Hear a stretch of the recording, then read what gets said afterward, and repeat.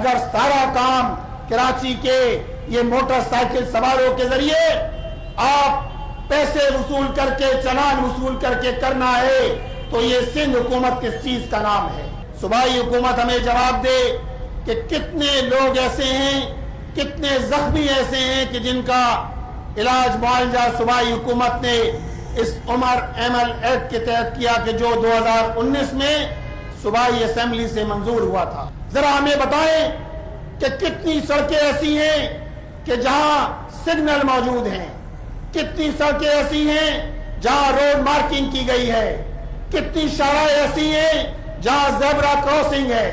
یہ سارے ادارے جواب دیں کہ جنہوں نے فارم 47 کی شکل میں اس شہر پہ ان لوگوں کو مسلط کیا ہے کہ جن کو لوگوں نے مسترد کر دیا تھا۔ ہیوی ٹریفک کے ذریعے صرف اس سال سینکڑوں کی تعداد میں لوگ اپنی جانوں سے چلے گئے ہیں، اور ان سارے واقعات کا المیہ یہ ہے کہ حکومت سندھ خاموش تماشائی بنی ہوئی ہے، اور سارا زور ہماری پولیس کا بھی، انتظامیہ کا بھی، صوبائی حکومت کا اور سندھ سرکار کا سارا زور اس وقت صرف اور صرف ای چالان پر ہے۔ یہ کیسا ظلم ہے کہ 21ویں صدی میں لوگ چاند پہ جا رہے ہیں، خلاؤں کو مسخر کر رہے ہیں، لیکن پاکستان کا سب سے بڑا شہر، 3.5 کروڑ آبادی کا شہر، یہاں کے رہنے والے کراچی کے یہ شہری روزانہ اپنے پیاروں کے لاشیں اٹھا رہے ہیں۔ صرف کل کے دن اس شہر میں 4 واقعات ہوئے۔ فقیر کالونی میں 4 سالہ بچہ، اس کو ٹینکر نے کچل دیا۔ 4 کے چورنگی کے قریب ایک نوجوان، ایک طالب علم جو اپنے کالج جا رہا تھا، اس کو ٹینکر نے ٹکر ماری اور وہ نوجوان موقع پر شہید ہو گیا۔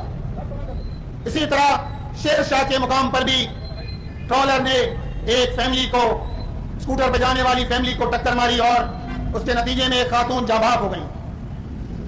یہ تو صرف کل ہونے والے واقعات ہیں۔ اگر جنوری سے آج تک کے واقعات کی اعداد و شمار لگایا جائے، 800 سے زائد واقعات ہو چکے ہیں کہ جس میں لوگ اپنی جانوں سے چلے گئے، اور ان میں بھی 244 واقعات وہ ہیں کہ جس میں ہیوی ٹریفک کے ذریعے انسانوں کو کچل دیا گیا۔ ٹرالر، ٹینکر، ڈمپر، منی بس، ٹرک، ان کے ذریعے حادثات جو پیش آئے ہیں ان کی بھی بڑی تعداد ہے، لیکن ہمیں حکومت نام کی چیز کہیں نظر نہیں آتی۔ سندھ سرکار خاموش تماشائی بنی ہوئی ہے۔ ہمیں یہ بتایا جائے یہ کھیل کب تک پاکستان کے سب سے زیادہ ریونیو دینے والے شہر میں جاری رہے گا؟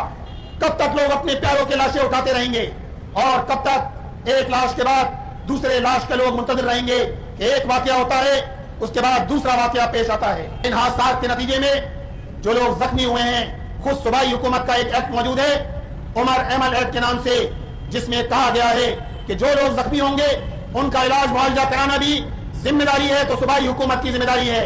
اگر وہ چاہیں تو کسی پرائیویٹ ہاسپٹل کے اندر بھی ان کا علاج معالجہ ہو سکتا ہے، لیکن صوبائی حکومت ہمیں جواب دے کہ کتنے لوگ ایسے ہیں، کتنے زخمی ایسے ہیں کہ جن کا علاج معالجہ صوبائی حکومت نے اس عمر ایمل ایکٹ کے تحت کیا کہ جو 2019 میں صوبائی اسمبلی سے منظور ہوا تھا۔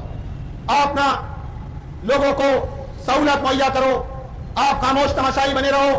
آپ نے اس پورے شہر کے انفراسٹرکچر کو تباہ کر دیا۔ جگہ جگہ ٹوٹی ہوئی سڑکیں ہیں، گٹر بہ رہے ہیں۔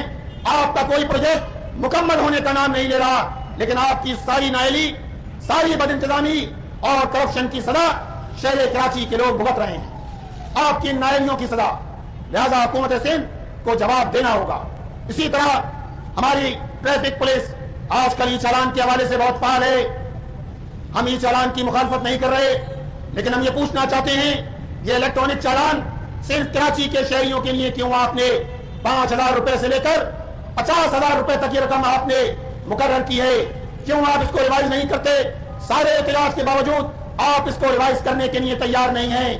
اور تو اور D I G traffic police کہتے ہیں اس ای چالان کے ذریعے جو رقم حاصل ہوگی اس کے ذریعے ہم ٹریفک سگنل کو درست کریں گے، اس کے ذریعے یہاں ڈیولپمنٹ کا کام ہوگا، سڑکوں کو بہتر بنایا جا سکتا ہے۔ اگر سارا کام کراچی کے یہ موٹر سائیکل سواروں کے ذریعے آپ پیسے وصول کر کے چلان وصول کر کے کرنا ہے تو یہ سندھ حکومت کس چیز کا نام ہے جو اربوں روپے لوٹ رہی ہے لیکن کراچی کے لوگوں کو فیسیلیٹیٹ کرنے کے لیے تیار نہیں ہے.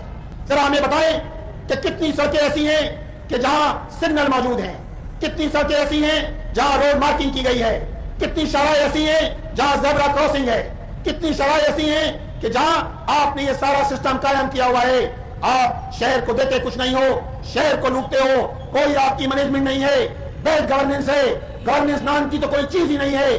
لیکن آپ بھاری چالان کی صورت میں اہل کراچی سے, وہ کراچی جہاں پہلے ہی 4 ملین سے زائد موٹر سائیکلیں ہیں, جہاں آپ نے ٹرانسپورٹیشن نہیں دی اس شہر کے لوگوں کو, آج 17 سال گزر گئے, پیپلز پارٹی کی حکومت جواب دے, یہ سارے ادارے جواب دیں کہ جنہوں نے فارم 47 کی شکل میں اس شہر پہ ان لوگوں کو مسلط کیا ہے کہ جن کو لوگوں نے مسترد کر دیا تھا, جن کو آؤٹ رائٹ لوگوں نے ایک پولنگ بوتھ بھی نہیں جیتے, آپ نے ان کو فارم 47 کی شکل میں مسلط کر دیا.